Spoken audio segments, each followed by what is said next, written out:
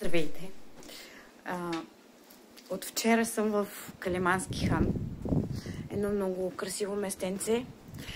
Чувствам се перфектно. Спа-зоната, която те първо предстои да се отвори. Уникално местенце ще е. Сме в механата. Да видите обстановката. Макамина. Животинки и хубава музика. И вкусна храна.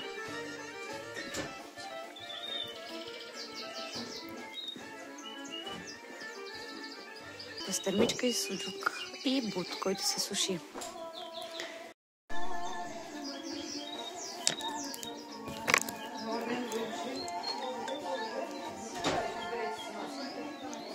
Вкусен липов чай.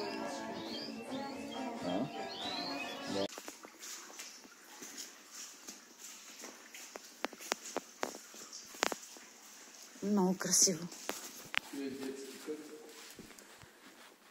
Малко басейнче, там цялото ще тече вода, много пада на стена. Да. Естествен смисъл, няма боя, няма нищо. Да. Всичко е камък. Басейна вътре, това не е почва. Пак е камък. Супер. И парзалка има. За децата, да. Страхотно. Как съм?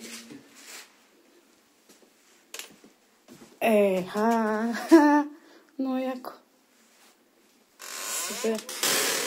Гледай само една секунда нещо да погледна отвънка. Да, нямам проблем. Страхотно. И всичко е направено от дърво, камък и желязо. Дървени шезлонги. Делфинче.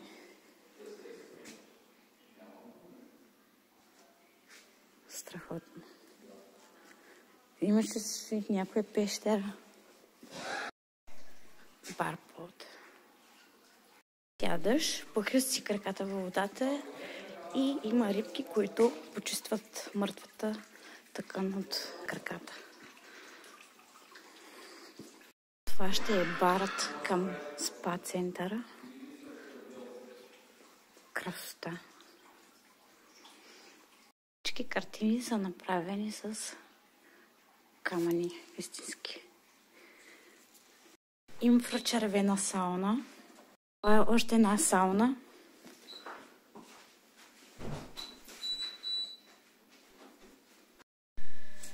Също има джакузи. Там.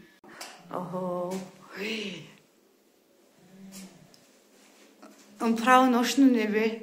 Супер.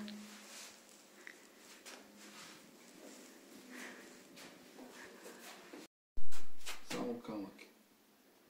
Много е красиво. Страхотно. И мивката отново. Дърво. Красота. Всички телевизори са така.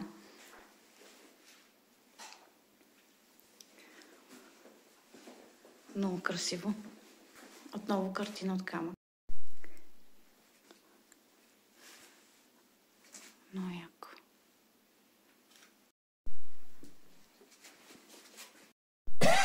Той е за мен да стоя тук, като кашлиш. Да, за алергии.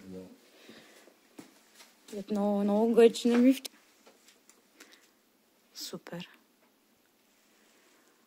Дърво. Картини. Супер. Да, там има джакузи. И горе всичкото ще е така, където фибрана с зелено, както у нас. Да.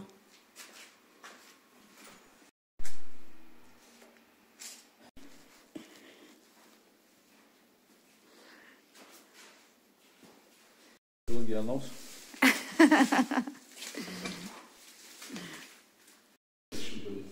Ага.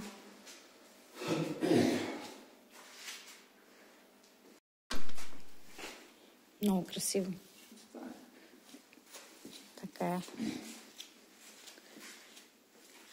Общо взето, за ценителите на дърво, камък и желязо ще се радват на тази красива обстановка. Тя ще е за ценителите на старото, българското, връщате някъде назад във времето, защото обстановката е много приятна, много красива. Заслужава си просто да дойдете, дори само да хапнете. Това не е просто Калимански хан. Това е къща от рая и то в България. Човекът, който е собственик, го прави толкова чисто, не запечава. Това ще е вънка. Те първо предстои да се отвори обстановката. Хотелската част има много животинки, има вълци и лисици. Има музей с ретро коли.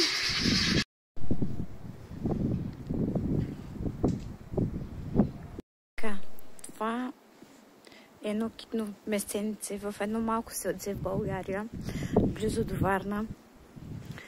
Тук не се чувстваш гостинин. Тук се чувстваш част от едно цяло. Много дружелюбни хора. Много добронамерени хора.